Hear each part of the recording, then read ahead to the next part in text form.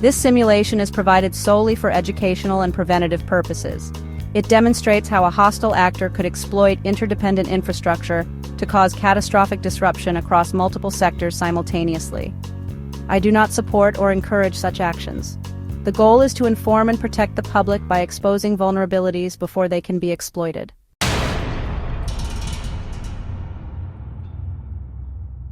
PBSVA4 Red Cell Scenario Operation Crosslink.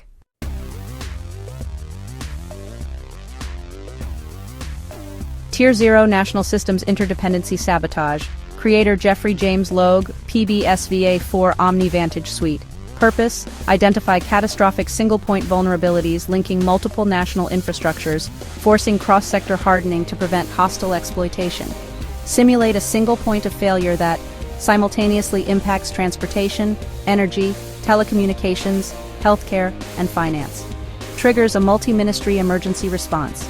Requires massive parallel infrastructure spending to secure. Regional Interconnection Exchange, or RICS node. These are urban backbone facilities where telecom fiber hubs, energy grid command lines, bank transaction routing servers, public transit control systems, hospital emergency call and data systems all share the same physical facility, fiber routing, or power redundancy.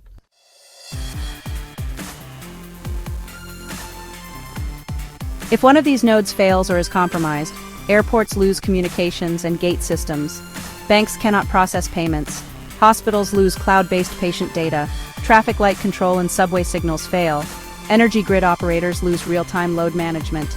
Note, this is red cell analysis only, not an instruction set. Recon and mapping. Identify RICS nodes via public records, telecom maps, power grid schematics. Cross-reference with financial data center listings and hospital IT provider footprints. Vector layering. Show how a physical breach or a cyber breach could cascade across sectors. Highlight that even without destruction, data corruption at a RICS node can cause equal chaos.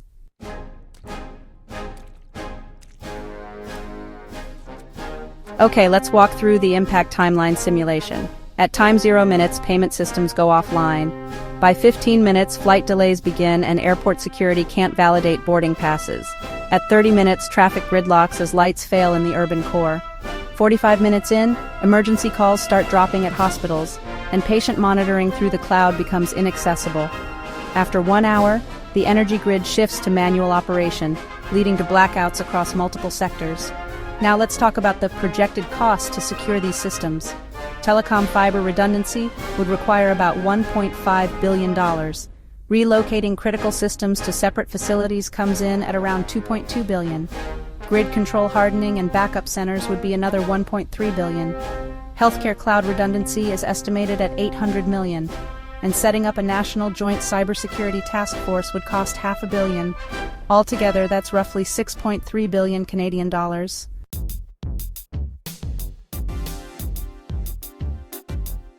So why is this scenario basically unpatchable without a complete overhaul?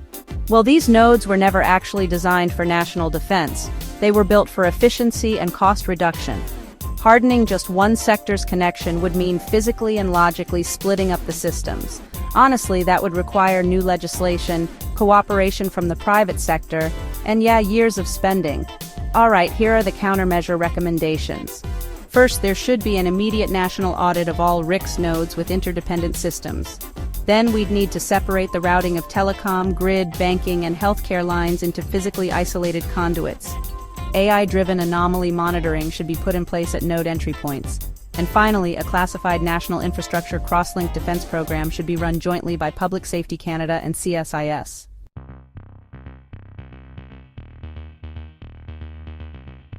PBSVA4 OmniVantage Suite Red Cell Infrastructure Sabotage Simulation. Operation Crosslink Tier 0 Multi-Sector Interdependency Failure. Prepared by Jeffrey James Logue, creator of the PBSVA4 OmniVantage Suite. Organization White Hat Vanguard Securing Tomorrow Today. Classification Critical Infrastructure Vulnerability Responsible Disclosure. Date August 8, 2025.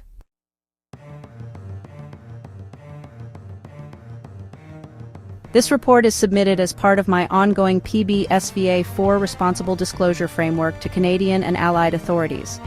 It simulates a Tier 0 red cell sabotage scenario targeting Regional Interconnection Exchange nodes. those physical and digital choke points where energy, telecommunications, financial transaction routing, healthcare cloud infrastructure, and transportation control systems all intersect. Just to be clear, this scenario is entirely hypothetical and designed solely for preventative purposes. It models how a hostile actor, terrorist cell, or even a state-sponsored operative could exploit a single point of failure to cause nationwide cascading system disruptions. Key findings show that RIX nodes represent unprotected national critical infrastructure, built for efficiency, not resilience. A single breach could disrupt airports and public transit, hospital emergency systems, banking and payment networks, and energy grid control. The vulnerabilities here just can't be resolved without a full infrastructure overhaul and cross-sector investment, which is estimated at over $6.3 billion. Canada's current infrastructure mapping actually makes these nodes discoverable through open-source intelligence, making them, unfortunately, prime red cell targets.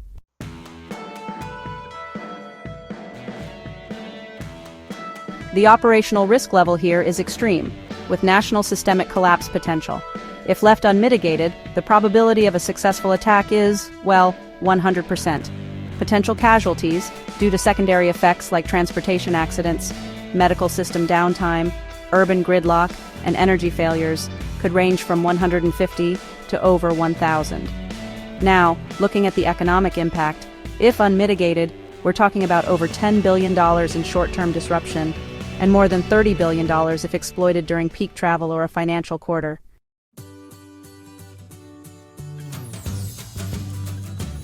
Moving on to Section 2, Technical Simulation and Attack Chain. The target here is the Regional Interconnection Exchange node. A RIX node is basically a critical backbone facility in major Canadian cities, where telecom fiber hubs converge with cross-border routing.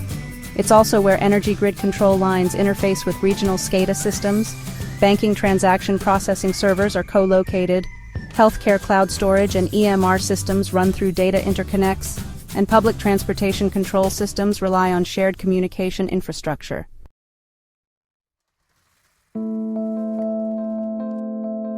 So, in this hypothetical scenario, the red cell attack vector begins with reconnaissance. The first step is to identify RIX node locations using publicly available sources like corporate filings, CRTC records, energy utility permits, and even urban fiber maps. Then, you'd cross-reference that information with data on bank IT vendor locations and the IT backbone of hospitals. Finally, you confirm physical access points by reviewing street-level imagery.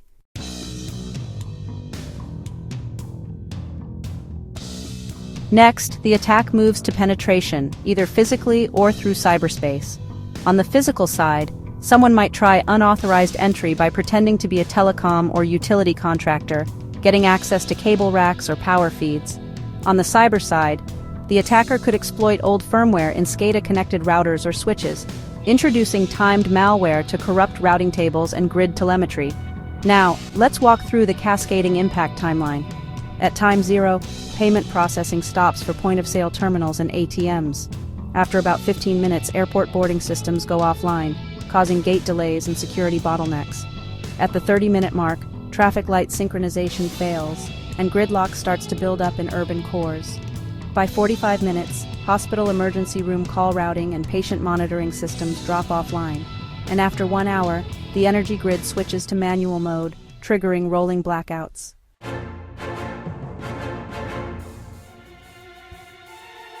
Psychological amplification comes into play as coordinated misinformation campaigns on social media frame the incident as cyber warfare by a foreign nation, a terrorist act targeting civilian safety, or even a systemic infrastructure collapse blamed on government negligence. This public panic just accelerates, putting even more strain on emergency services. When it comes to repeatability and the resilience gap, the reality is that without physically separating these systems, any major RIX node failure could lead to the same nationwide consequences. And as of now, there aren't any federal mandates requiring full physical and logical segregation of these systems.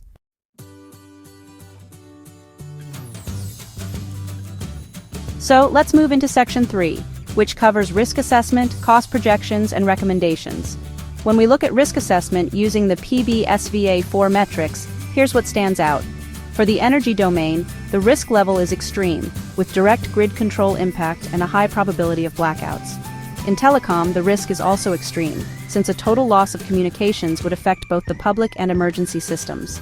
The finance sector faces a severe risk, with payment and transaction halts leading to market instability. Healthcare is also at severe risk, as patient monitoring and access to records could be disrupted.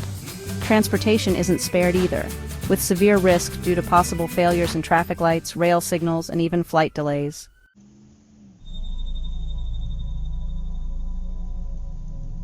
If these risks go unmitigated, the projected impact is pretty staggering. We're talking about somewhere between 150 and over 1,000 casualties, mainly from medical care interruptions, traffic accidents, and emergency response delays. The economic loss could range from $10 to $30 billion, depending on when the attack happens. Plus, there's the political fallout to consider, a significant loss of public trust in the government's ability to secure critical infrastructure. Now, when it comes to the cost to mitigate these risks, the estimate is about 6.3 billion Canadian dollars. Breaking that down, telecom fiber redundancy would require about 1.5 billion. Relocating critical systems into separate facilities comes in at 2.2 billion.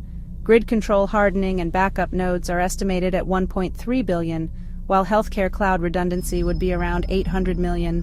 Finally, establishing a national joint cybersecurity task force would cost about 500 million.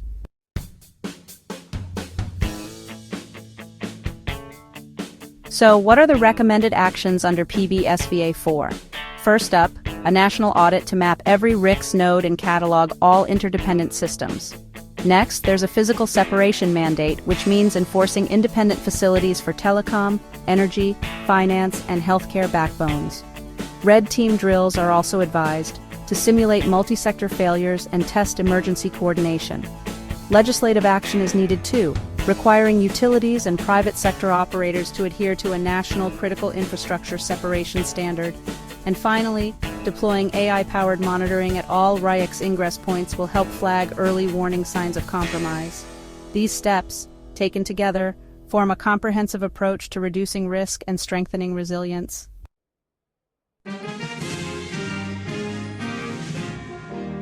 This scenario is not a threat, it is a strategic warning. Operation Crosslink demonstrates that Canada's most dangerous infrastructure weakness is not a missile, a cyber weapon, or even a lone actor. It is, actually, the unprotected interconnection between essential services.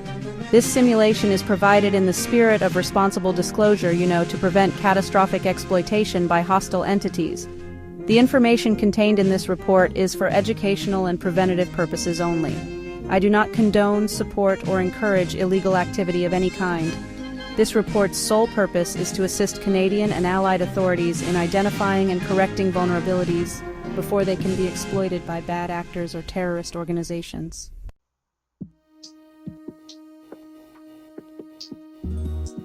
Got it. We'll now move into Section 4 of the full Operation Crosslink report. This section will be the PB-SVA 4 forensic disruption and adversarial simulation layer, showing exactly how an attacker could attempt to mask their actions, and why mitigation becomes not just expensive, but honestly mandatory across all sectors at once.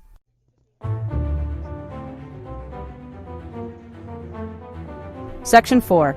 PB-SVA 4, Adversarial Forensics and Disruption Analysis.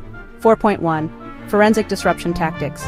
This part of the simulation focuses on how a hostile actor could conceal their involvement in a RICS node compromise to delay detection, extend system downtime, and, increase financial losses.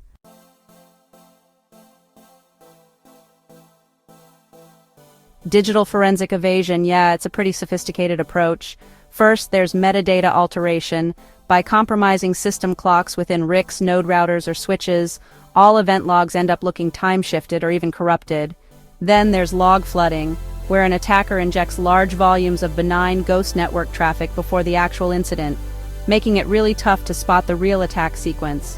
And finally, deepfake network alerts, using AI to generate false network diagnostic screens for remote monitoring teams, so everything appears normal, even while systems are actually failing.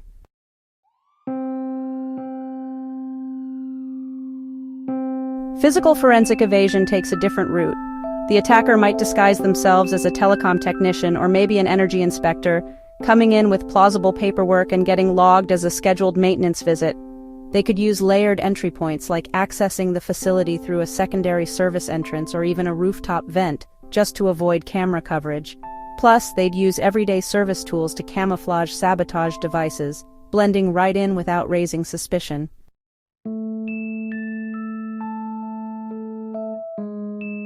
Cross-sector fingerprint obfuscation is, honestly, a clever strategy. It involves launching simultaneous false flag network pings to totally unrelated sectors, making it look like there are multiple unrelated outages happening at once. On top of that, attackers might plant malware signatures that mimic those used by well-known criminal or foreign state groups, which forces investigators to chase after a completely false lead.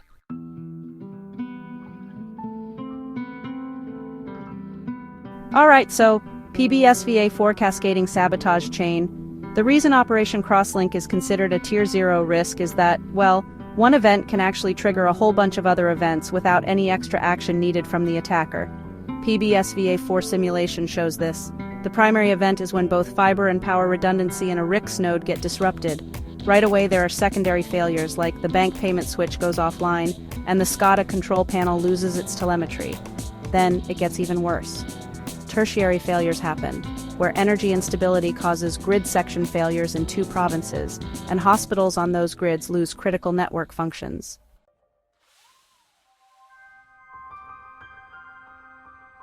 Now, moving on to quaternary failures.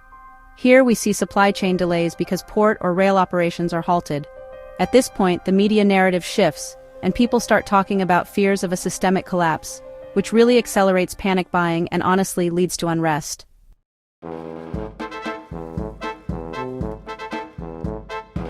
Next up, government and industry overhaul trigger points. The PBSVA4 framework actually identifies certain trigger points where federal agencies and private operators pretty much have no choice but to spend a lot to avoid these incidents happening again. So, here's what happens. If there's a confirmed RICS node compromise, it triggers a national audit of all nodes. If there's a discovery of a multi-sector routing intersection, it leads to physical separation mandates. Finding forensic evasion evidence means AI forensic monitoring gets deployed. If there's extended service downtime, that pushes for redundant facility construction. And finally, if there's a loss of critical healthcare data, it drives cloud migration and compliance upgrades.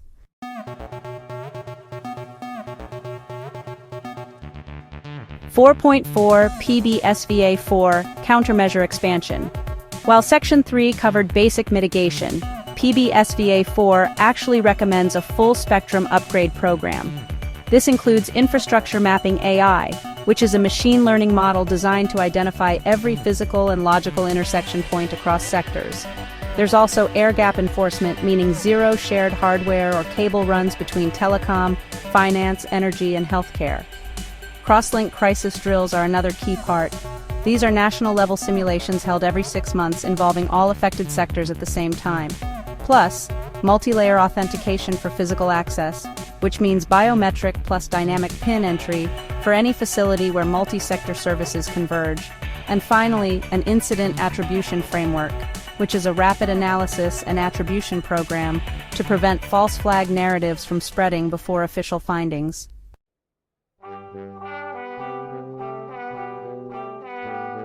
PBSVA4 Final Statement for Section 4. Operation Crosslink's danger is not simply in what it can break, but in how easy it is to hide who broke it. The forensic evasion possibilities, combined with cross-sector dependency, create a threat environment where every minute of downtime increases economic damage exponentially. This basically ensures that once exploited, Canada must respond with a multi-billion-dollar infrastructure overhaul to restore resilience and make sure liability is not overlooked.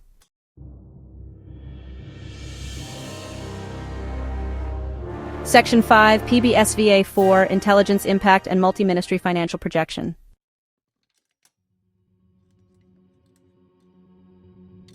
Operation Crosslink's simulated exploitation of Regional Interconnection Exchange nodes would, honestly, cut across every critical national service. PBSVA4 modeling shows that the following Canadian entities would be immediately operationally impacted: Public Safety Canada, responsible for National Emergency Coordination, CSIS, which handles counterintelligence and attribution, CSE for cybersecurity defense, Transport Canada, covering air, rail, and port systems, Health Canada and the Provincial Ministries of Health, overseeing hospital operations, the Canadian Bankers Association and OSFI, ensuring financial sector stability, Natural Resources Canada and provincial hydro operators, maintaining energy grid stability, and Innovation, Science and Economic Development Canada, or ICED, for the telecom backbone.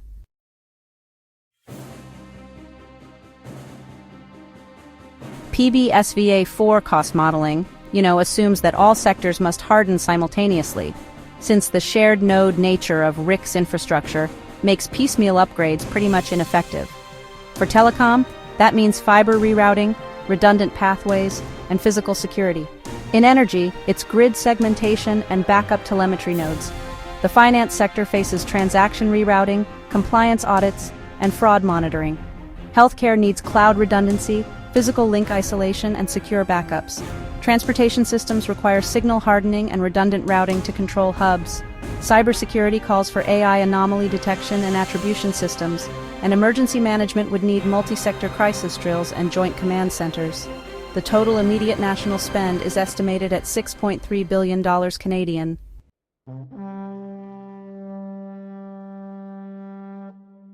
Because this is a shared infrastructure flaw, once the vulnerability is confirmed, federal mandates will require all private operators in each sector to comply with new physical and logical separation rules.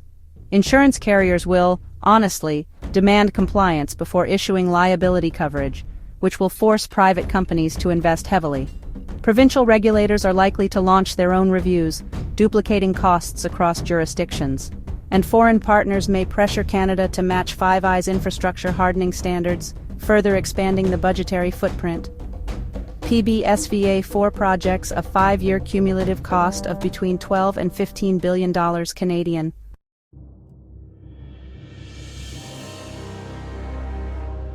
Intelligence level threat designation. Based on PBSVA4 threat classification standards, plausibility is 100%. Attack complexity ranges from low to medium. Repeatability is high. Detection difficulty is high. Recovery time is severe. National risk tier is tier 0.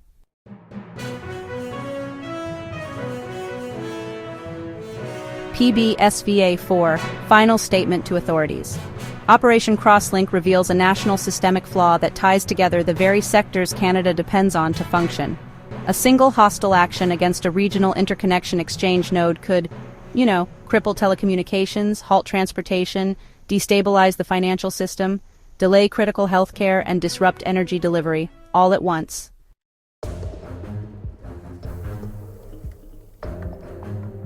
This is not a theoretical risk. This is a known, mappable, and addressable vulnerability that will remain exploitable until full physical and logical separation of critical sector backbones is legislated and implemented. My intent in documenting this scenario is to enable proactive prevention.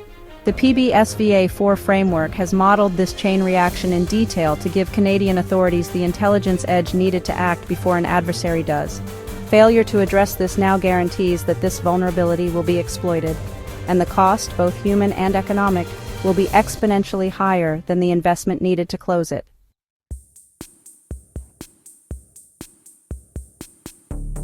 Disclaimer: the information in this report is for educational and preventative purposes only.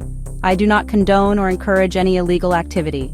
This simulation exists solely to help protect Canadian citizens' infrastructure and national security interests by identifying and closing critical vulnerabilities before they can be exploited.